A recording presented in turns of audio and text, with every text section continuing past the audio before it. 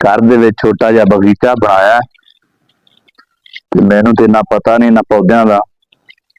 उन्होंने हौली हौली तजर्बा आना है। ए हुण फुल्लां दा पौधा सी ते बड़ा प्यारा पौधा सी। हुण अल्लाह जानदा इहनूं की बन गया।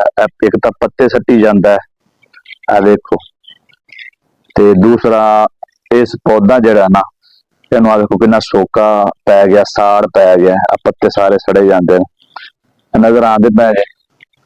आ वेखो इहदा खग्गा जिहड़ा वो भी सारा भरिया पे। इधर देखो किन्ने पत्ते ने, सारे पत्ते इहदे सड़े पे ने। एक तां जेहड़े तुसीं साथी वीडियो देंदे पे जरा, तुसीं मैनूं ये दसना है कि इहनूं ये फंगस का की मसला बनया, इहदे पत्ते क्यों सड़े जांदे ने।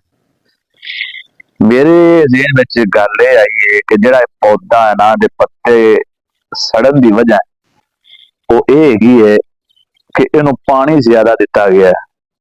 पानी देना भी जरूरी है। जे बंदा पौधे नूं पानी ज्यादा देवे ना, ते फिर भी पौधे जिहड़े ने ना वो सड़न, उन्हां दे पत्ते सड़ने शुरू हो जाते हैं।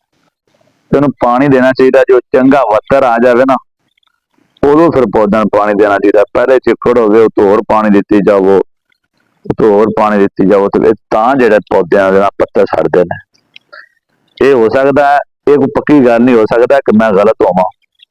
बाकी ये तुसीं मैनूं ना दसना है कि ये जिहड़ा पौधा है, इहनूं जिहड़ा साड़ पिया है, इहदे पै इहदी वजह की है। ये पौधे नूं वेख के मैनूं तां याद गल आंदी पई है कि इस पौधे दा हाल होया पिया है उन्हां मौलवियां वाला जिन्हां दे हुकूमत ने लाए ने वजीफे, जिन्हां दा एजाजिया लग्या ना, मसीतां ने तनखावां बंद कर दित्तियां, ते अगों हुकूमत जिहड़ी है माशाअल्लाह उन्हां भी इस वारी तनखा निकली।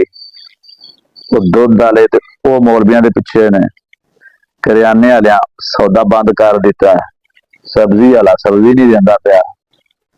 अगों जिहड़ी बाजी मरी होए अल्लाह ताला उन्होंने जन्नत देवे, वो उन्हें अजे अज 27 तरीक हो गई है, अजे मौलवियां दा एजाजिया नहीं आया। ते सफेद पोश उलमा हुंदे ने ते उन्हां वास्ते बड़ी परेशानी है। जेहड़े 4 चिल्लड़ उन्हां मसीतों लभदे सन वो भी बंद हो गए, ते जेहड़े 4 चिल्लड़ हुकूमत की तरफों आ रहे सन तो वो महीना लेट हो गया।